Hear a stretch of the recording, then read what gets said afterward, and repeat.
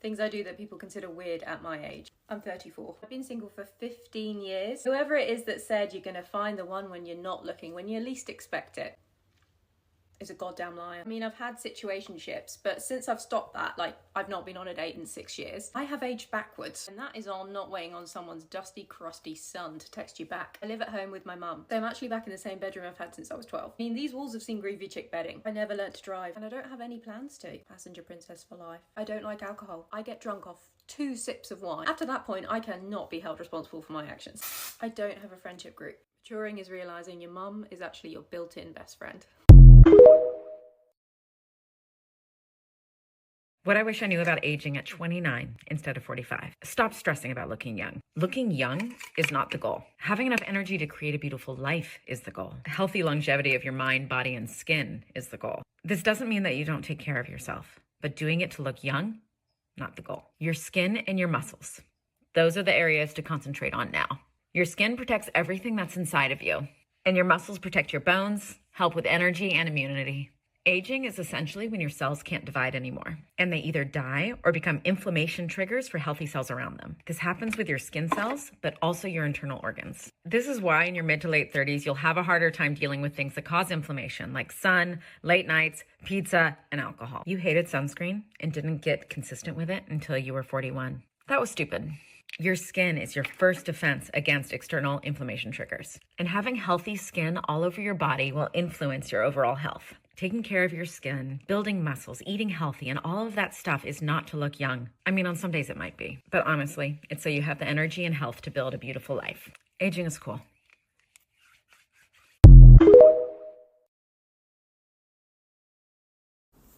So I think you should actually start lying to people more. And I recognize that this is a little bit of a hot take, but hear me out.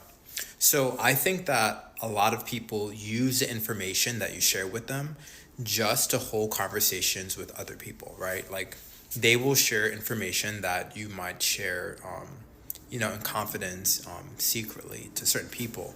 And they just run their mouth. They just tell the whole street about your information or whatever you have planned. And I think honestly, like it's super corny, but a lot of people do that. I think secondarily, people will simply get mad at you, especially if you're doing better than them. If you share your successes, if you share, oftentimes a lot of the positive things that are happening in your own life, they will start to do like this comparison game within their own minds and say, why has this person achieved this when I haven't done so at all? And I think it's kind of lame, it's kind of corny, but there are a lot of people out there that are just simply haters, and it's the truth. If you want to accept that, you can. If you don't want to, then just lie to them.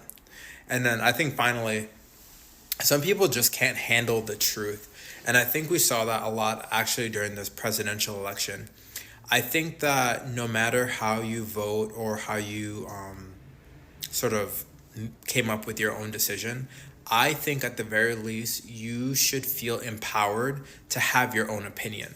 And if you are faced with someone that seems to struggle with that or doesn't seem to side with the fact that you're your own person and you can think with your own mind, then unfortunately, you might be dealing with an idiot. So look, you don't have to tell everyone your business. And I think it's probably in your best interest to just lie to them.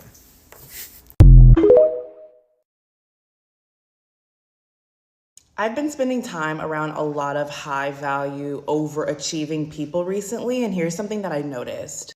If you are not a Nepo baby, it is in fact about how loud and audacious you are. Truth is, your quiet self might be smarter, might know more about certain topics than some of the people who are in the spotlight and have the microphone. But unfortunately, if you aren't willing to be louder about it, you can't really complain about not being in the spotlight, not being invited to speak on things. Because if people don't know who you are, then that's not on them. It's not about who you know. Everyone always said when we were growing up, it's about who you know. No, it's about who knows you. It's about who thinks of you when opportunities come up. It's about people knowing your personal brand and what you stand for, and that being so solidified that when things come up in that realm, they tap you to be the person that speaks on it. They want you to come work on that project. But notice how I said that you need a personal brand that reflects that in order for that to happen. And if you're really trying to do big shit and be on the forefront of certain things, a certain industry, and you are not a Nepo baby where you can silently have those plugs and it can kind of be like this if you know thing, you're going to have to start out by being loud.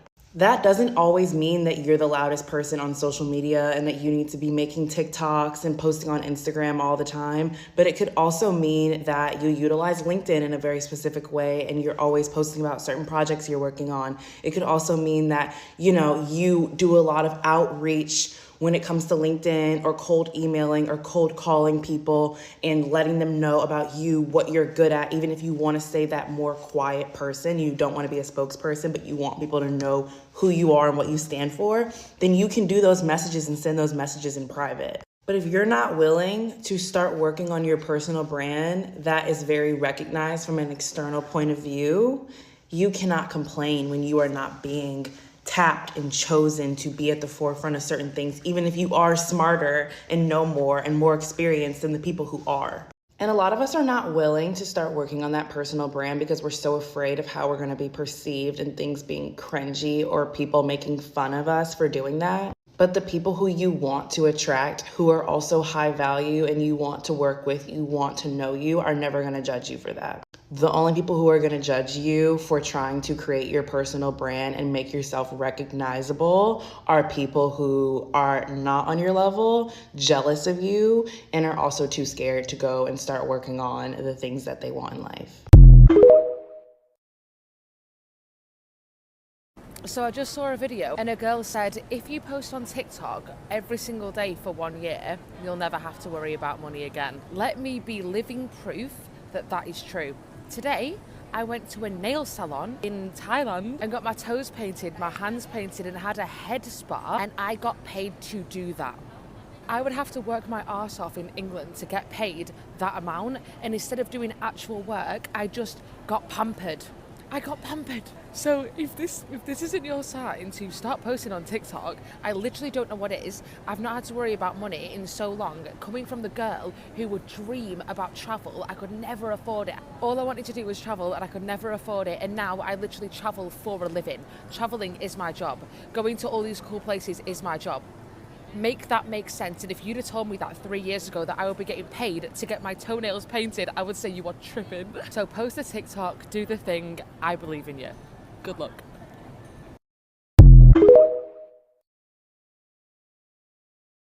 I need you to listen to me. No, I'm not selling you anything. I'm giving you a life lesson that is going to probably change your life, just like I've changed your life with decluttering, organizing, and hoarding. I save you money. I do whatever's best for you. And that's why you guys keep telling me to tell you what to do. So let's go. Get closer and look at me. You are going to stop running your mouth and telling your business to everyone. Good things don't happen to people that go run their mouth and tell the whole world what is happening before it has happened. Because you know what does happen? The universe stops it. The more you're preaching about it and showing off about it, and even if you're excited about it from a good place, it's not going to happen. Now I'm going to give you a little scenario, so let's play this out. You have a friend who is not happy with her love life. Nothing is really working out in her life right this second. She's always like trauma dumping on you and she's depressed. And then next thing you know, you're going to her and you're like, hey, oh my gosh, this is happening for me. That's happening for me. I'm so happy. Things are perfect. Do you really think a person that is so down, people can be happy for one another, don't get me wrong. But do you think when a person is so down in their low lows and you're going there and showing off your high highs, that they're going to have really good reactions to that? Do you really think that on a human level? You know that you know better. So starting today, you've already decluttered with me. You've organized your shit with me. You are starting to save money. You're deleting certain apps. You're listening to what I'm telling you to do, right? It's because it's making a difference. So now start doing this. We need to make sure you and I were together becoming like super well-rounded of a human. So yes, we're getting our life together, but that also means that zipping this, like just zip it. Not everyone needs to know everything. When you launch your big business, when you have that big break and you have this big job and you're on vacation, they'll see. You don't have to tell them. So from now on, we're just, the minute you start texting someone something, oh my gosh, can you believe this just happened? You're going to delete that text and you're not going to send it. And when you get a job offer, you're not going to tell anyone. You're just going to take it and be like, oh, hey, oh yeah, by the way, that happened. Oh my gosh, I totally forgot to tell you, it wasn't important. And see how your life changes. You guys come to me every day and tell me how much your life is changing because of what you're implementing. Do this and come back and tell me. Something that I wish people would realize is that when you're leveling up or ascending or whatever the girlies want to call it, I call it developing a better sense of yourself and of the world, you initially feel like shit and like a giant loser. I actually have a friend that's going through this right now, and I wish I could comfort her to the level, like I wish you could see what I'm seeing in terms of like the full journey. But at the beginning, when you're first really opening your eyes to how much control you have over your life, how much agency you have over your life, how much you've given your power over to other people. You just come to terms with what you have to work with. Yes, it feels like you've never grown. It feels like you've never learned anything. It feels like you have taken 100,000 steps back. But I promise you, this is exactly what it looks like to level up. And I remember when I first started taking reins of my life and realizing how much work I had to do, I felt like a giant loser. But then, of course, I felt like a loser. I'd never done this before. This is a new skill. Like any new skill, you're going to feel like a loser. But it doesn't mean that you are not growing. It doesn't mean that you haven't grown. Even if you've grown like your whole life and you've become different versions of yourself, it's still going to be difficult becoming a newer version of yourself because this is the first time you've ever been this version.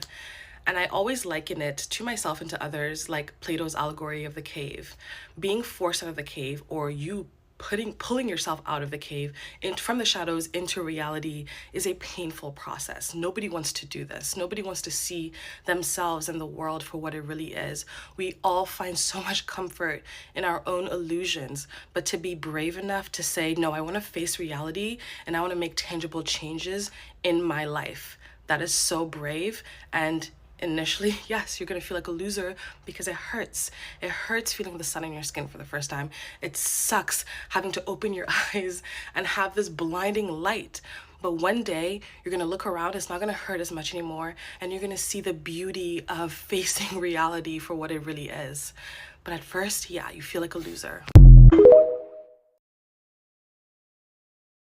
Baby, you can call me a bitch, but don't ever call me sweet. You can call me difficult, but don't ever call me easy. You can call me a cat lady, but at least it's better than being called Chad's lady. And that's all the rhymes I have in me today, but I just came here to say that I never met a woman who got anything she wanted by smiling her way there. And I've never made $1 from being the easygoing, chill, laid-back, boys kind of girl. Because I'm not one of the boys. I'm a girl's girl and a girl's woman. And if there's anything I've learned from my 34 years on this earth, it's that you cannot sweet your way into greatness when greatness is forged from rising above the men who wanted to keep you sweet so you stayed small. Be big, be brash, be bitter, and be bold, because it's not honorable to keep the peace when they choose to disturb your peace. And that if given the choice between the gilded cage of his empty promises and the darkness of the unknown, I hope you always choose the unknown. Because as Maya Angelou once said, I know why the cage bird sings. And biddies, I hope you dare to do more than just sing for your freedom. I hope you dare to fly towards it.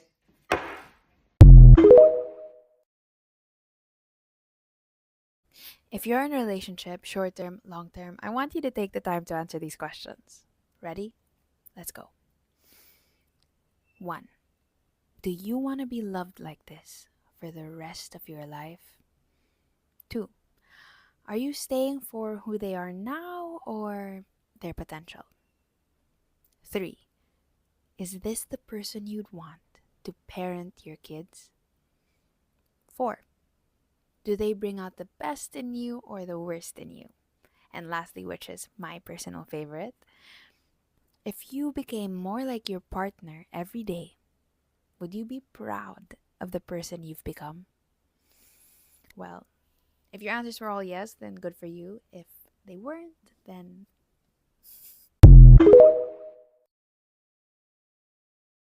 Here's a list of some things you can expect to happen to you in your 30s.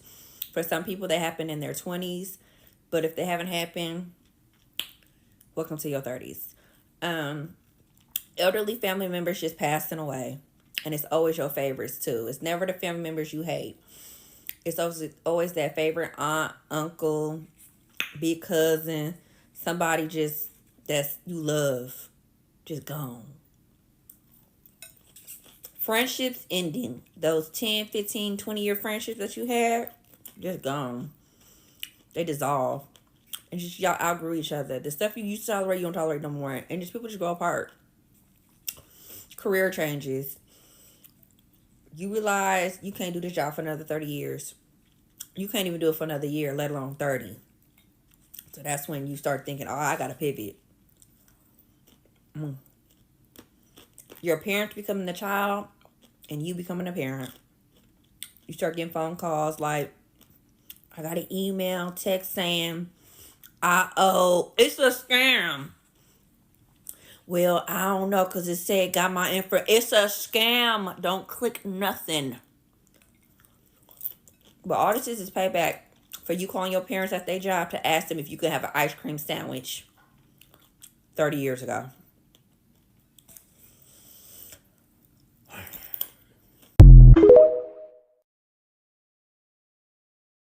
Alright, I'm gonna give y'all a little life hack that changed my life in the past year. Like, be a organized maniac. Like, be so fucking passionate. Show up every single day.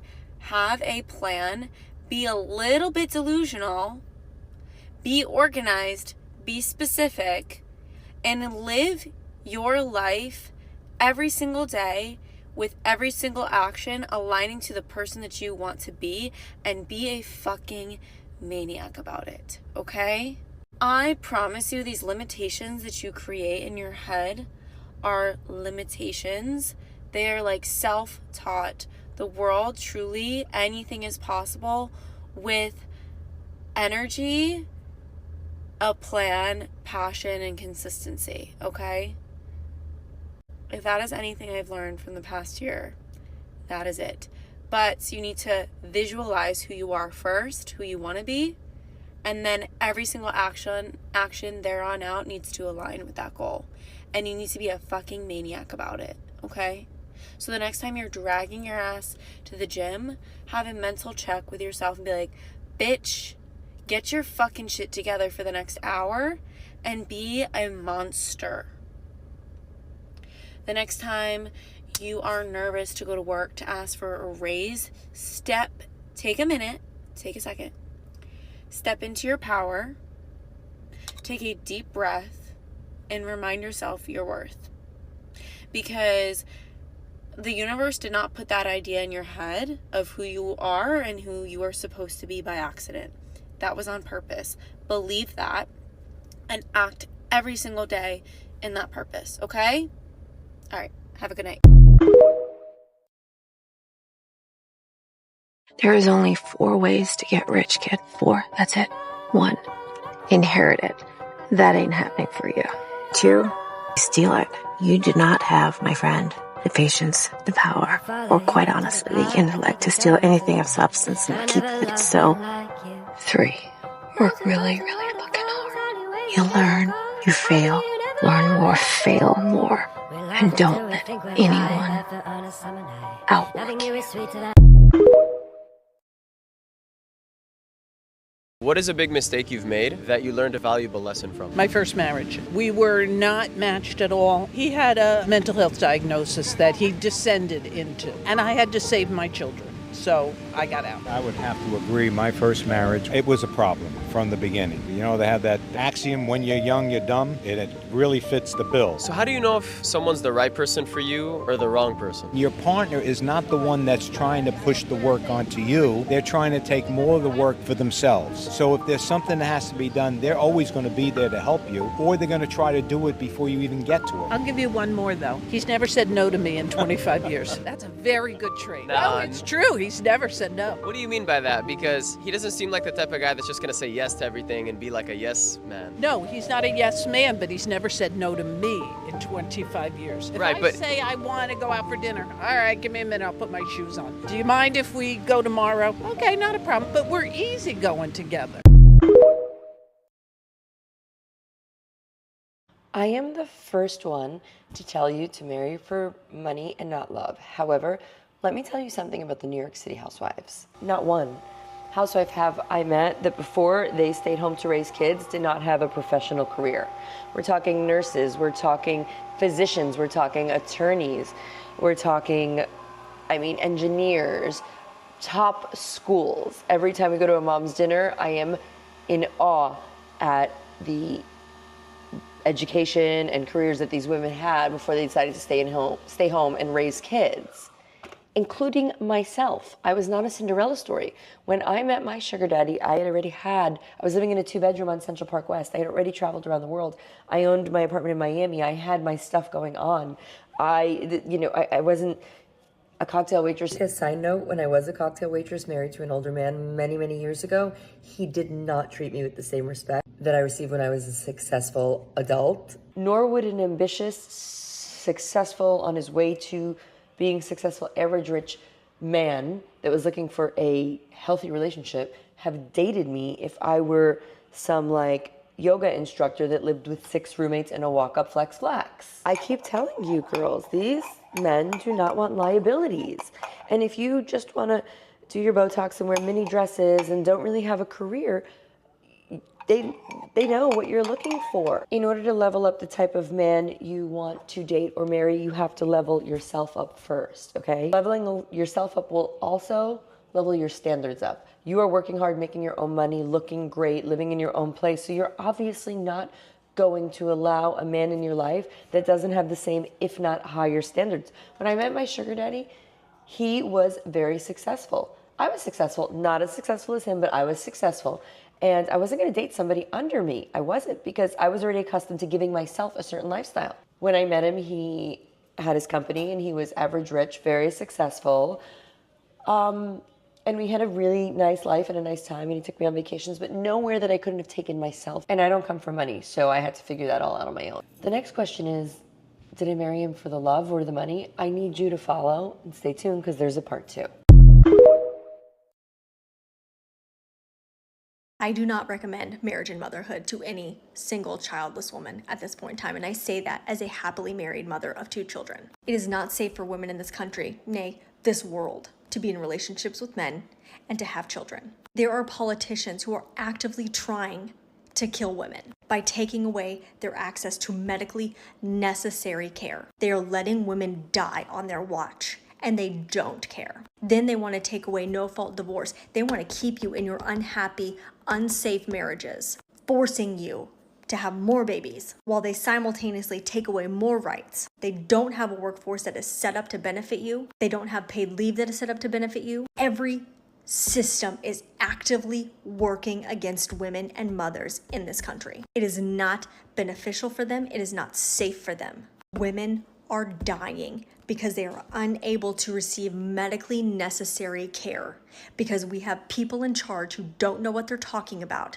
who want to make Project 2025 a reality. They want to keep you in the home, they want to keep you uneducated, and they want to keep you making babies. And that's not safe for women. I cannot, in good conscience, sit here and tell a woman that she should get married to a man and have children. I won't do it. Go to school, get your degree, make your money, travel the world, get a solid group of friends, because this country isn't set up for women. It's going to take a long time for the tide to turn to a point where they actually hear us and they listen to us, but it's not right now. The reward does not outweigh the risk. The odds aren't in your favor, and the systems are actively stacked against you.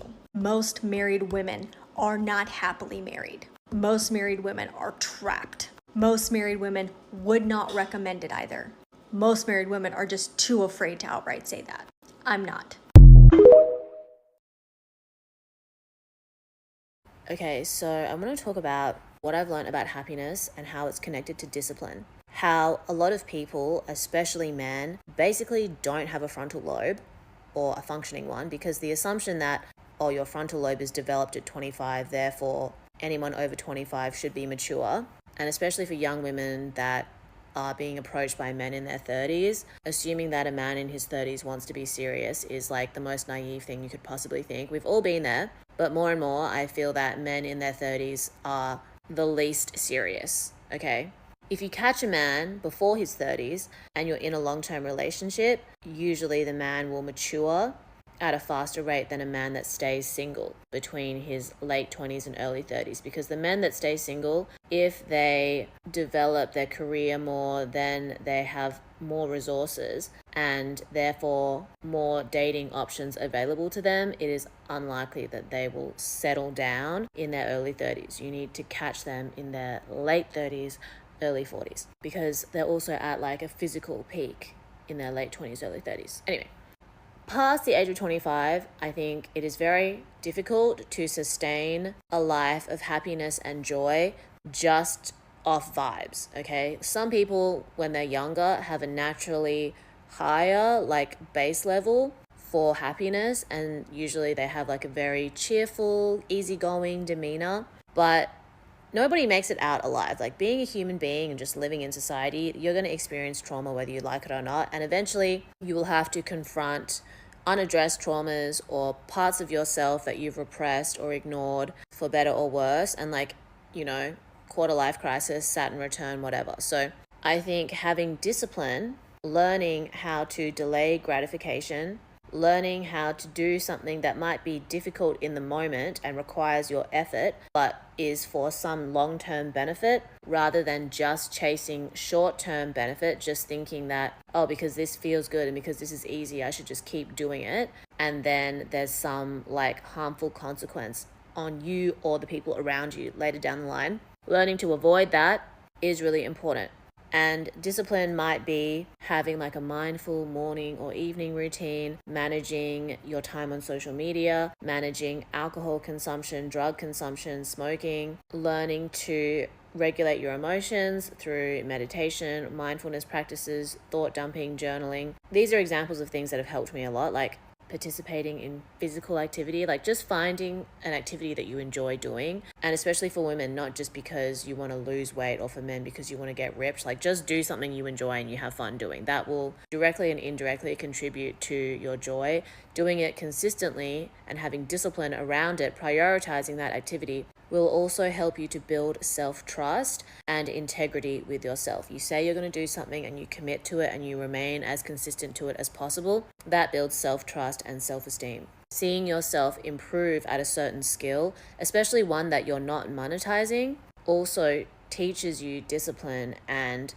consistency. Because when you live in a capitalist society and you just like show up for your job and you get paid, like there is discipline in that, but it's, in my opinion, like too tied to something external, which is the commitment to your job or the commitment to making money. Committing to an activity that's just for you, that you might enjoy with other people or not, is a practice that is a commitment to yourself and a part of you, okay? Because I have gone in and out of friendships with men over the last few years in my attempt to like humanize men, and my naive assumption that women and men can be friends. I've noticed that a lot of men have like really fucked their frontal lobe, okay? From excessive drinking or smoking, drug use, porn addiction, sex addiction, social media addiction, gaming addiction, whatever it is. Like, they are actually living in a totally different reality because their brain is like not able to make long-term calculations, and they are constantly chasing dopamine. If you are a woman or a person that can exercise a slightly more consistent level of discipline, you will find it very difficult to relate long-term to people that just live in like a dopamine chasing cycle. I recently had someone in my industry underestimate my ability to perform 2 nights in a row, because I'm a DJ, and like if I DJ clubs on the weekend, it's like Friday you're out late and then Saturday you're out late again. He tried to make some excuse about how I wouldn't be able to play 2 nights in a row because his experience means that he's really tired, or it's really difficult to play 2 days in a row. But I'm like, I DJ sober, okay? That's why I can perform 4 days in a row if I need to, and I have, and then go on to like a 2-day photo shoot. I'm not 10 shots and 2 bottles deep every time I DJ because I'm a professional. But you are constantly chasing dopamine, so you actually live in a totally different reality, one so far removed from mine. Even though it seems like we're in the same place and we do the same thing, we do it completely differently. So important to learn to build discipline with yourself. And for me, I suffered a lot from anxiety and depression when I was younger. And I'm naturally like a very chaotic thinker. My thoughts are like not organized. It takes a lot of effort for me to self-regulate and to like hype myself up to do things and to build self-confidence and discipline. Having consistent practices, making small commitments to myself consistently over long periods of time has built my confidence, has built my self-trust, my self-esteem, and allowed me to not feel so overwhelmed by things like anxiety and depression. I give myself time to feel uncomfortable or negative emotions when they arise, but I'm also much more efficient in my ability to bounce back or to recognize that these are just phases of life and I don't have to stay in any one particular feeling or emotion. And I'm not like running or chasing from anything because I'm always trying to return and to be mindful of how I can be grounded in spite of the chaos that exists within or around me. So, side note is when you notice someone is living in a dopamine chasing cycle, their chaos is contagious, okay? It will affect your ability to maintain your discipline if you get too close to them. So healthy distance is definitely recommended. Anyway, let me know your thoughts. If you're in your early or mid-20s, this is the career advice you need to hear. I'm going to tell you what's worked for me. I'm 29 now. I'm not dirty 30 yet. Today, I run a company, have about 15 employees, started my career in tech, and I didn't have some cool, prestigious background at some Ivy League. I was a degenerate in high school and college, went to a party school of Michigan State, back when we were good at sports. First rule, do not obsess over getting the highest potential entry-level salary in the lowest cost city possible. You are not going to get rich saving $10,000 in your first year in your career. The real money in your career is going to come 5, 10, 15, 20 years down the road. The goal right now is to set up the foundation so then you can make the big bucks later. First step, move to the city where your industry is booming. New York City for finance, Hollywood for acting, San Francisco for tech. This city is going to cost a lot. You're not going to save much. That is okay. Remember, that is not the goal right now. Right now, you are learning how the best in your industry do work. You are building a killer network. You are experimenting, trying different types of roles. You are playing in industries that are growing exponentially. Don't be in the newspaper industry.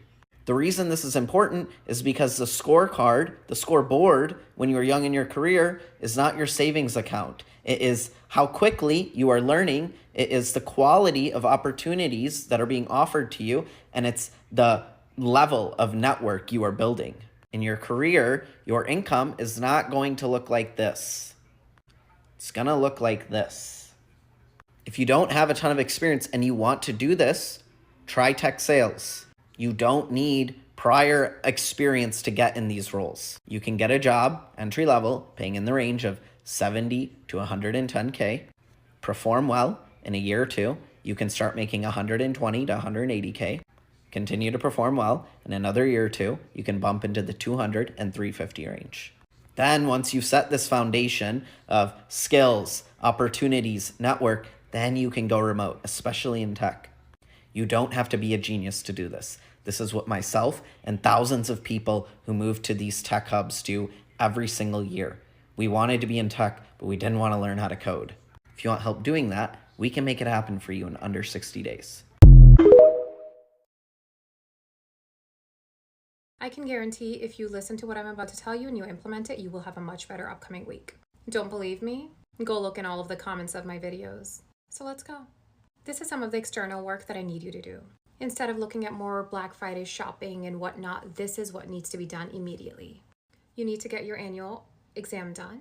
If you're a woman, you need to go get a pap smear. You need to get your blood work drawn to see if there's any imbalances in your body. You need more sunlight. So this means like soaking in sunlight every single day to get that vitamin D if you live in an area where you don't have enough. You need to be drinking water.